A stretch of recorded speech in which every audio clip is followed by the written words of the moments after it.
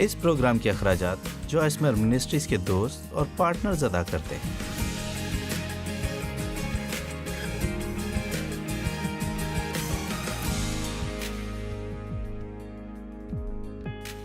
آپ کا بدن مسیح کے اعضاء ہے، وہ آپ کے وسیلے لوگوں سے محبت کرتا ہے۔ کیا میں یہ مسیح کے اعضاء لے کر ان کو قصبی کے اعضاء بناؤں؟ ہرگز نہیں، ہرگز نہیں۔ اب غور کریں، یا کیا تم نہیں جانتے کہ جو کوئی کسی قصبی سے صحبت کرتا ہے وہ اس کے ساتھ ایک تن ہوتا ہے، کیونکہ وہ فرماتا ہے کہ وہ دونوں ایک تن ہوں گے۔ اور جو خداوند کی صحبت میں رہتا ہے وہ اس کے ساتھ ایک روح ہوتا ہے۔ حرام کاری سے بھاگو اور بدکاری سے باز رہو۔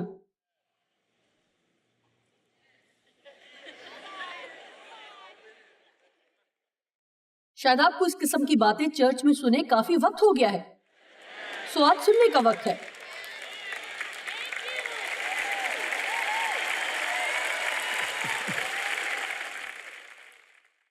کیا آپ جانتے ہیں آج دنیا میں کتنی بدکاری اور حرام کاری ہے؟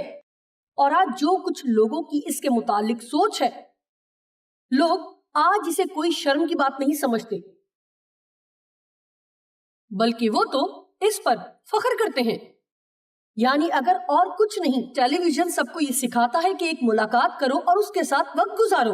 حرام کاری اور بدکاری سے بھاگو، ہر طرح کی سوچ یا عمل کی ناپاکی سے بچو۔ جتنے گناہ آدمی کرتا ہے وہ بدن سے باہر ہے، لیکن حرام کار اپنے بدن کا بھی گنہگار ہے۔ خدا کا شکر ہے کہ ہمارے گناہ معاف ہو سکتے ہیں۔ میں یہ اس لیے کہنا چاہتی ہوں کیونکہ میں نہیں چاہتی کہ کوئی خود کو یہ کہہ کر کوستا رہے کہ مجھ سے یہ ہوا، میں نے یہ کیا، لیکن میں چاہتی ہوں کہ اگر آپ ایسا کر رہے ہیں تو کرنا بند کر دیں، اور اگر آپ ایسا کرنے کا سوچتے ہیں تو میں چاہوں گی کہ فیصلہ کریں کہ آپ نہیں کریں گے، کیونکہ یہاں ہماری زندگی بڑی ہی مختصر ہے، اور اس سے پہلے کہ ہمیں خبر ہو ہمیں خداوند کا سامنا کرنا ہوگا۔ میں نہیں جانتی جب یہ پیغام ٹی وی پر جائے گا تو کتنا مقبول ہوگا۔ دیکھیے اپنے ٹی وی کو بند مت کیجیے گا، دیکھتے رہیے، کیونکہ میں سچ بتا رہی ہوں اگر ہم اس کلام کی باتوں کو اسی بے باکی سے سن رہے ہوتے جس طرح سے لکھا ہے تو دنیا کے مسائل کافی حد تک کم ہو سکتے تھے۔ اور میرا نہیں خیال کہ ہم لوگوں کو وہ بتانے کے ذمہ دار ہیں جو وہ سننا چاہتے ہیں، بلکہ ہم انہیں وہ بتانے کے ذمہ دار ہیں جو انہیں سننے کی ضرورت ہے۔ 19ویں آیت، کیا تم نہیں جانتے کہ تمہارا بدن روح القدس کا مقدس ہے جو تم میں بسا ہوا ہے اور تم کو خدا کی طرف سے ملا ہے، اور تم اپنے نہیں ہو بلکہ قیمت سے خریدے گئے ہو تاکہ اس کے اپنے کہلاؤ، سو اپنے بدن سے خدا کا جلال ظاہر کرو۔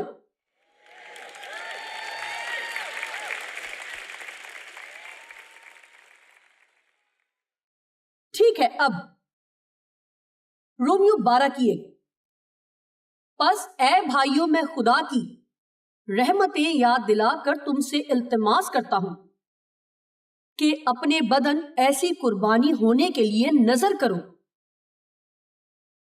سو میں اس طرح سے کلام نہیں سنانا چاہوں گی کہ میں آپ کو کسی ایسے نقطے تک نہ لا سکوں کہ پوچھ سکوں کیا آپ کچھ ایسا سن رہے ہیں جس کی آپ کو آج ضرورت ہے؟ کیا آپ کو احساس ہوا کہ آپ کو خود کی دیکھ بھال بہتر طور پر کرنی چاہیے؟ اور کیا آپ آج یہ کہنے کو تیار ہیں کہ میں نے تو کبھی اس بات کو سمجھا ہی نہیں تھا، میں تو بس یہی سوچتی تھی کہ میرا جسم میرا ہی ہے اور میں اس سے جو چاہوں کر سکتی ہوں اور اس سے میری روحانی زندگی پر ہرگز کوئی فرق نہیں پڑتا، لیکن اب میں نے جانا کہ مجھے اپنے بدن کو خداوند کے لیے مخصوص کرنے کی ضرورت ہے۔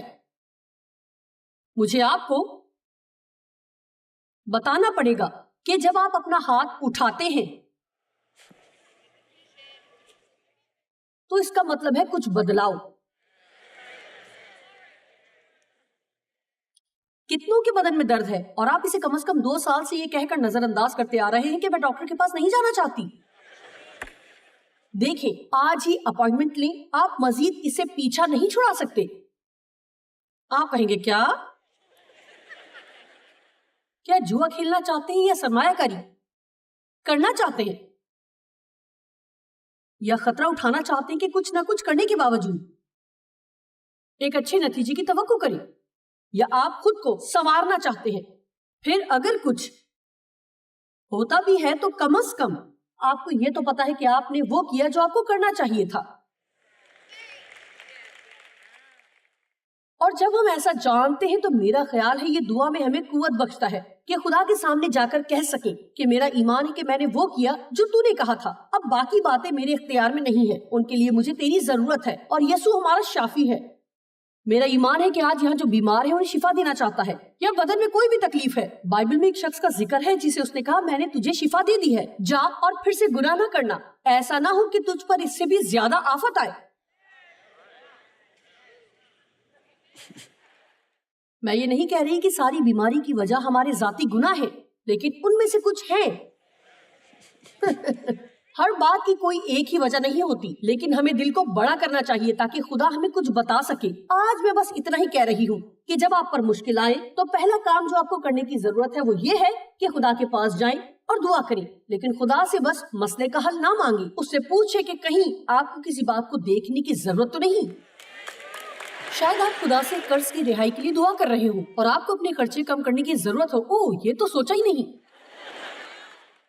مجھے اور توانائی کی ضرورت تھی، اور مجھ سے بس اتنا ہی کہا گیا کہ اچھا ہے جاؤ پیدل چلو، اور میں نے سوچا کہ میں تو ٹھیک ہوں، لیکن میں گھنٹوں گھنٹے بیٹھ کر مطالعہ کیا کرتی تھی، میں گھنٹوں ہوائی جہاز میں بیٹھ کر منادی کی خاطر سفر کیا کرتی تھی، اور 12 سال سے میں ہفتے میں 3 بار جم بھی جا رہی تھی، لیکن دل کی ورزش اور ہوتی ہے۔ میں بس آپ سے یہ کہہ رہی ہوں، ہلے جلیں، کوئی کھیل کھیلیں، واک کریں، کچھ نہ کچھ کریں، لیکن خود کو ہلاتے جلاتے رہیں تاکہ وہ زندگی جو آپ میں ہے بہنا اور کچھ کرنا شروع کریں۔ اور واک کرنا سب سے بہترین بات ہے جو آپ کر سکتے ہیں، اور اگر آپ کو لگتا ہے کہ آپ تنہا کچھ وقت گزارنا چاہتے ہیں تو یہ اس کا سب سے بہترین طریقہ ہے۔ میں جانتی ہوں کہ سب کو ایک ساتھی کے ساتھ پیدل چلنا پسند ہے، لیکن آپ کو یسوع کے ساتھ وقت گزارنا ہے تاکہ تھوڑی دیر کے لیے آپ کا ساتھی ہو۔ آپ کو باہر نکل کر کسی ایسے دوست کو ڈھونڈنے کی ضرورت نہیں جس کے ساتھ مل کر آپ دوسروں کی چغلی کر سکیں۔ آپ کو باہر نکل کر تھوڑی دیر کے لیے یسوع سے بات کرنے کی ضرورت ہے۔ آج مجھے بہت مزہ آ رہا ہے۔ اپنے بدن کو نظر کرو، یعنی ساری صلاحیتیں اور زور ایسی قربانی ہونے کے لیے نظر کرو جو زندہ اور پاک اور خدا کو پسندیدہ ہو۔ یہی تمہاری معقول اور باشعور خدمت اور روحانی عبادت ہے۔ یہ بات میرے لیے پچھلے 5 سالوں میں اس قدر حقیقی ثابت ہوئی ہے، خاص کر یہ کہ ہم خدا کے ساتھ شراکت میں ہیں۔ ہم بیٹھ کر سب کچھ خدا کو کرنے کا نہیں کہہ سکتے جب تک خود کچھ نہ کریں۔ بس چیزوں کی خواہش کرنے کے اس سے کبھی کام نہیں بنتا۔ ہمیں کہنا پڑے گا کہ خدا مجھے وہ اقدامات بتا جو کرنے کی ضرورت ہے تاکہ میں زندگی میں اس نتیجے کو پا سکوں جو میں چاہتی ہوں۔ بائبل میں رومیو میں لکھا ہے، عبرانیوں 12 میں ہے کہ بالفعل ہر قسم کی تنبیہ خودی کا نہیں بلکہ غم کا باعث ہے۔ جب میں نے شروع میں جم جانا شروع کیا تو میں 2 سال تک زخمی حالت میں رہی، اور مجھے پتا ہے یہ سننے میں عجیب سی بات ہے، او میرے خدایا، آپ کو نہیں پتا کہ میں نے کیسا درد سہا، اور میں آپ سے سچ کہہ رہی ہوں۔ اور جانتے ہیں کہ اکثر جب ہم صحیح کام کرنا شروع کرتے ہیں تو یہ بہت مشکل ہوتا ہے، بہت مشکل ہوتا ہے۔ میرے پاس روزانہ واک پر جانے کے لیے بالکل بھی وقت نہیں ہے۔ جی یقیناً آپ کے پاس وقت ہے۔ آپ جانتے ہیں، میں نے ایک بات کو جانا ہے کہ ہم جو چاہتے ہیں وہ کرتے ہیں۔ مطلب یہ ایک سیدھی سادی بات ہے، اگر آپ خدا کے ساتھ ایک بہتر تعلق چاہتے ہیں تو آپ اس کے ساتھ گزارنے کے لیے وقت نکال لیں گے۔ جو بھی ہم کرنا چاہتے ہیں وہ کر لیتے ہیں۔ وہ ہم کر لیتے ہیں۔ جو ہم واقعی کرنا چاہتے ہیں ہم کر لیتے ہیں۔ انسان کی مرضی بڑی غیر معمولی چیز ہے۔ خدا نے ہمیں آزاد مرضی عطا کی ہے۔ ابلیس ہمیشہ ہی آپ کی مدد غلط کام کرنے میں کرے گا اور خدا آپ کی مدد صحیح کام کرنے میں کرے گا. لیکن یہ ہماری مرضی ہے کہ ہم کیا انتخاب کرتے ہیں. لیکن یاد رکھیں میں کسی قسم کے قواعد و ضوابط لاگو نہیں کر رہی. میں بس اتنا کہہ رہی ہوں کہ پاک روح کی رہنمائی میں چلیں اور وہی کریں جو آپ کے خیال سے وہ آپ کو کرنے کا کہہ رہا ہے، اسی طرح جیسے آپ اپنی روحانی زندگی میں کرتے ہیں. آپ کو اپنی صحت کا بھی خیال رکھنے کی ضرورت ہے. سب کے حصے کا کام نہ کریں بلکہ ہمیں اپنا کام کرنا ہے. ہم خدا کے ساتھ شراکت میں ہیں. اس کا اپنا کام ہے اور ہمارا اپنا کام ہے. ہم اس کا کام نہیں کر سکتے اور وہ ہمارا کام نہیں کرے گا. میں پھر سے کہوں گی، ہم خدا کے ساتھ شراکت میں ہیں. اور سچ کہوں تو زندگی بے حد حسین ہو جاتی ہے جب ہم اپنی ذمہ داری کو سمجھ کر شروع کرتے ہیں اور وہ کرنے لگتے ہیں جو کرنے کی ضرورت ہوتی ہے. دراصل ایسا کرنے سے آپ کو خوشی محسوس ہوتی ہے جب آپ اچھی باتوں کا انتخاب کرتے ہیں، بھلے ہی وہ تکلیف دہ ہو، بھلے ہی وہ آپ کو زخم دے، بھلے ہی آپ کا وقت لیں، چاہے وہ مشکل ہو. اکثر اوقات کچھ مشکل کام کرنا ہمارے لیے اچھا ہوتا ہے.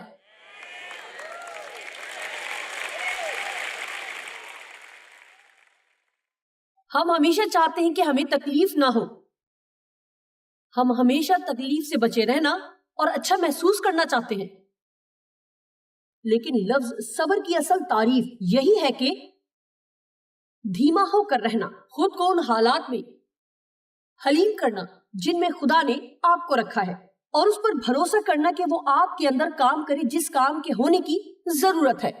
ایک شخص نے ایک تتلی کو دیکھا جس کی پیدائش کا وقت ہو چلا تھا اور وہ جدوجہد کر رہی تھی اور ریشم کی جھلی سے باہر آنے کی کوشش میں تھی. اور اس شخص کو پتا چلا کہ اس کی کوشش جاری ہے اور وہ نہیں چاہتا تھا کہ ننھی تتلی یہ دکھ اٹھائے. اس نے اس ریشم کی جھلی کو بہت پہلے کھول دیا اور اس کے پنکھ ابھی پوری طرح بن نہیں پائے تھے اور وہ گری اور مر گئی. اور آپ جانتے ہیں کسی تکلیف دہ صورتحال سے اپنے بچوں کو رہائی دلا دینا بھی بہت بار انہیں زندگی بھر کے لیے اپاہج بنا دیتا ہے. ہمیں اپنے بچوں سے اس طرح پیار کرنا ہے جیسے خدا ہم سے کرتا ہے اور شاید انہیں مسائل سے گزرنے دینا بھی پڑے. آپ اچھی صحت پا سکتے ہیں لیکن اس کے لیے کام کرنا پڑے گا اور اس کام کے لیے محنت درکار ہے اور آپ کو فیصلہ کرنا پڑتا ہے اور وہ کرنا پڑتا ہے جو آپ جانتے ہیں کہ ٹھیک ہے، چاہے آپ کا دل چاہے یا نہ چاہے. اور یہ شروع میں مشکل ہوگا لیکن آپ روز بروز اس میں کامیاب ہوتے چلے جائیں گے. آپ کسی مقام پر پہنچ کر کہیں گے، او میرے خدا، مجھے یقین نہیں آتا کہ میں کتنا اچھا محسوس کر رہی ہوں. آپ جانتے ہیں میں جس بات سے نفرت کرتی ہوں وہ افسوس ہے. مجھے نہیں لگتا کہ برے فیصلے سے بری اور کوئی چیز ہے. برے فیصلے اور مزید برے فیصلے اور پھر اس نہج پر پہنچ جانا جہاں آپ کو برے نتائج ہی ملے اور افسوس ہی افسوس ہو کہ آپ نے وہ نہیں کیا جو آپ کو کرنا چاہیے تھا. آپ جانتے ہیں عیسو بھی ایسا ہی تھا. اس نے اپنے پہلوٹے ہونے کا حق یعقوب کو بیچ دیا اور بائبل کہتی ہے بعد ازاں اس نے اپنے فیصلے پہ افسوس کیا جو اس نے تب کیا تھا. اب اس کے پاس اپنے پہلوٹے کے حق کو واپس لینے کا کوئی موقع نہ بچا تھا. شکر ہے ہم حالات کا رخ موڑ سکتے ہیں. میں آج آپ کو بتاؤں گی کہ آپ چاہے کتنا ہی برا محسوس کریں، ہر وہ اچھا فیصلہ جو آپ کرتے ہیں ان برے فیصلوں کے نتائج کو ختم کرنے میں آپ کی مدد کرتا ہے جو آپ نے ماضی میں کیے ہوتے ہیں. تو یہ کبھی نہ سوچیں کہ اب بدلنے کو بہت دیر ہو چکی ہے. ایسا ہرگز نہیں ہے. یہ ابلیس کا سب سے بڑا جھوٹ ہے. اب غور کریں، کچھ بھی صحیح کرنے میں کبھی بھی بہت دیر نہیں ہوئی ہوتی. ابھی وقت ہے کہ آپ صحیح کام کرنا شروع کریں.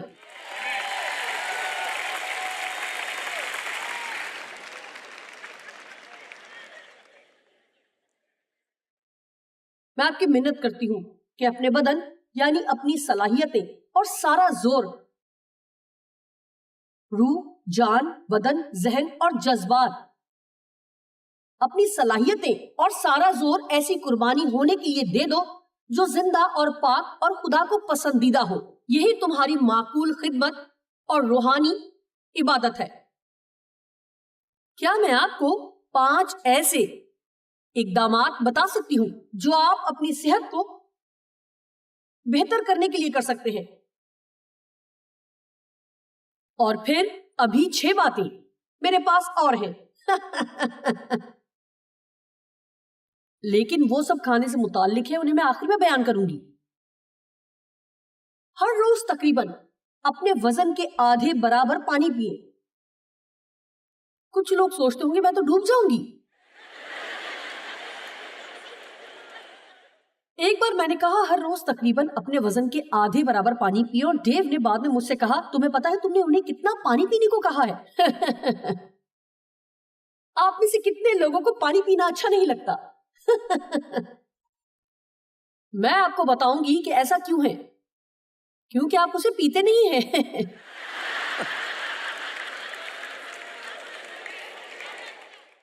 یہ سچ ہے کہ آپ کو پانی پینا اس لیے پسند نہیں کیونکہ آپ نے پیا نہیں ہے۔ آپ سوڈا اور کافی پیتے ہیں۔ کیا آپ نے کبھی دیکھا ہے کہ کہیں سے کوکا کولا یا پیپسی کولا پھوٹ نکلی ہو؟ دیکھیں، خدا نے پانی سے زمین کو بھرا ہے، یہ دریاؤں میں ہے، ندیوں میں ہے، یہ سمندروں میں ہے، زمین سے آپ کو مل جاتا ہے، آپ کنواں کھودتے ہیں اور پھر یہ آپ کو اچھا لگنے لگے گا۔ میرے والد کو بھی پانی پسند نہیں تھا اور وہ گردوں کی بیماری سے فوت ہوئے۔ یہی واحد چیز ہے جو واقعی آپ کے گردوں کو صاف کرتی ہے، سو پانی پینا شروع کریں۔ دیکھیں، پانی کا گھونٹ نہ لیں بلکہ اسے پئیں۔ آپ 8 گھنٹے کی اپنی نیند پوری کریں۔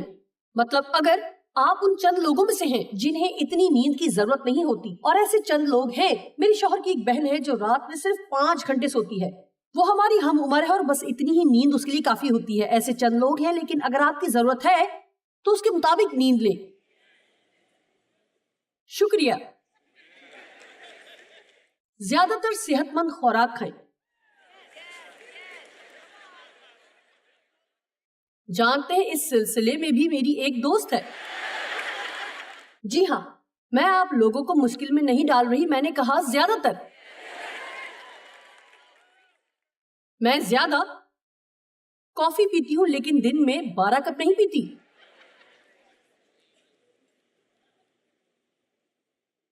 میں ہفتے میں ایک بار میٹھا ضرور کھاتی ہوں۔ میرا خیال ہے ایسی چیزوں کے لیے کبھی کبھار خود کو اجازت دینی چاہیے تاکہ آپ کو یہ نہ لگے کہ آپ پر شریعت نافذ ہے۔ کیونکہ سچ کہوں تو اگر آپ کہتے ہیں کہ میں یہ کبھی نہیں کر سکتی، میں وہ کبھی نہیں کر سکتی، تو آپ خود پر شریعت لاگو کرتے ہیں۔ اس سے صرف اس کی خواہش میں شدت آئے گی۔ خدا نے شریعت اس لیے دی تاکہ لوگ جان سکیں کہ انہیں ایک نجات دہندہ کی ضرورت ہے۔ شریعت سے گناہ میں اضافہ ہوا۔ دیکھیں، میں کوئی ماہر غذائیت نہیں ہوں۔ کچھ لوگ یقیناً کہیں گے کہ اوہ تم یہ کبھی نہیں کھا سکتی، اسے کبھی مت کھانا۔ میرے خیال سے اعتدال اچھی چیز ہے، اور میں آپ سے یہ کہوں کہ یہ کبھی مت کرنا تو آپ میری کسی بات کو نہیں سنیں گے، بلکہ آپ چلے جائیں گے اور کہیں گے یہ تو کچھ زیادہ ہی ہے۔ سو زیادہ تر صحت مند خوراک کھائیں۔ اگر آپ نہیں جانتے کہ ایسا کیسے کرنا ہے، یہ اس کا کیا مطلب ہے، تو کوئی کتاب لے کر پڑھیں اور فیض حاصل کریں۔ اچھی غذا پر کوئی بنیادی کتاب پڑھیں اور کوئی سی بھی ورزش بھی روزانہ کریں، خاص طور پر کچھ ایسی جو آپ کی دھڑکن کو درست کرے، اور اس سے آپ کا غذائی نظام بہتر ہوتا ہے۔ اسے روزانہ کی بنیاد پر کریں۔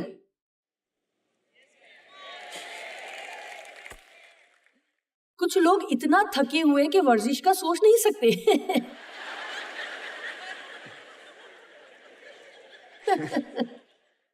میں پوچھنے والی تھی کہ کتنے لوگ روزانہ ورزش کرتے ہیں، لیکن نہیں پوچھوں گی۔ نمبر 5، اگر آپ صحت مند ہونا چاہتے ہیں تو ایک متوازن زندگی بسر کریں۔ شکریہ۔ اس کا مطلب ہے کام، آرام، کھیل، ہنسی مذاق۔ اپنی زندگی کو متوازن رکھیں۔ نمبر 1 پانی، نمبر 2 نیند، نمبر 3 زیادہ تر صحت مند خوراک، نمبر 4 روزانہ ورزش، نمبر 5 متوازن زندگی گزارنا، اور 6 باتیں اور ہیں۔ میں نے 6 یہاں کونے میں لکھا دیکھا۔ بلا وجہ کے دباؤ سے پرہیز کریں۔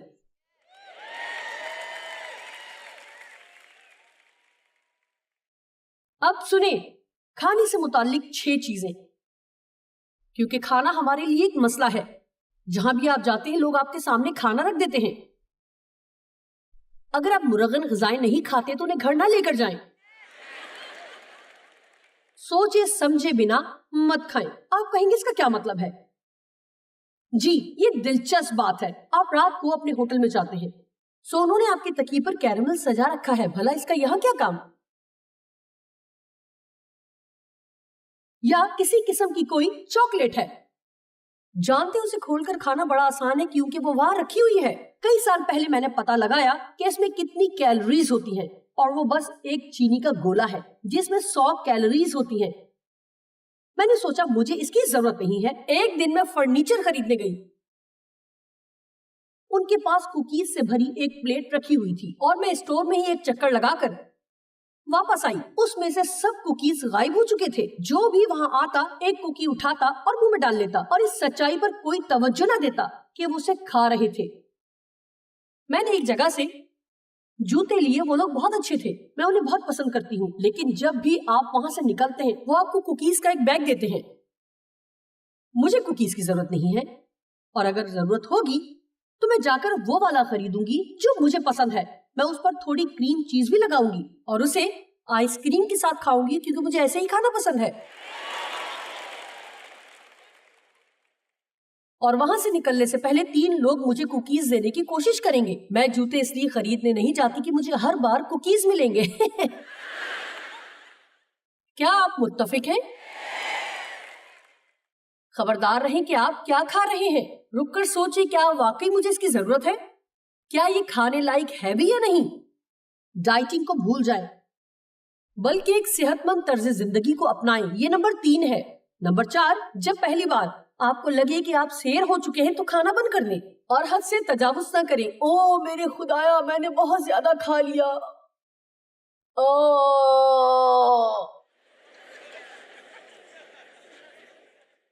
روزانہ دعا کریں کہ خدا آپ کی مدد کرے کہ آپ روزمرہ کی ضرورت کی خوراک لے سکیں۔ ہر وہ چیز کھانے سے احتیاط کریں جو کوئی بھی آپ کو دیتا ہے۔ نمبر 7، اپنے کھانے کی معلومات لیں کہ اس میں کتنی کیلوریز ہے، شوگر کتنی ہے، غذائیت کتنی ہے، کیمیائی مادے کتنے ہیں، وغیرہ وغیرہ۔ امید ہے آپ نے آج اسے اسی روح سے قبول کیا جس سے میں نے اسے پیش کیا ہے۔ میں حقیقتاً لوگوں کے لیے فکر مند ہوں۔ میں چاہتی ہوں کہ آپ اچھا محسوس کریں۔ یسوع ہمارا شافی ہے، بائبل کہتی ہے وہ ہمارے گناہوں کو معاف کرتا اور ہمیں شفا دیتا ہے۔ اگر آپ بیمار ہیں، دکھی ہیں، اگر کسی مرض کا شکار ہیں تو اس کے پاس جائیں تاکہ وہ آپ کو شفا دے، لیکن اپنی دیکھ بھال کرنے کو بھی تیار رہیں۔ خدا کا معجزہ کرنا بھی کچھ فائدہ نہ دے گا اگر ہم پھر سے جا کر اپنے آپ کے ساتھ زیادتی کریں گے۔ جانتے ہیں اس کے بعد پھر آپ اپنے فیصلوں کو لے کر بہت بہتر محسوس کریں گے اگر آپ وہ سب کریں گے جو کرنے کی ضرورت ہے، کیونکہ آپ اتنے قیمتی ہیں کہ آپ کا خیال رکھا جائے۔ آپ پر سرمایہ کاری کی جائے اور آپ کو حق ہے کہ ہر روز وقت نکال کر واک کریں اگر آپ کرنا چاہتے ہیں تو۔ آپ کو حق ہے کہ آپ اپنا خیال رکھیں اور یہی خدا چاہتا ہے کہ آپ کریں۔ خدا آپ کو برکت دے۔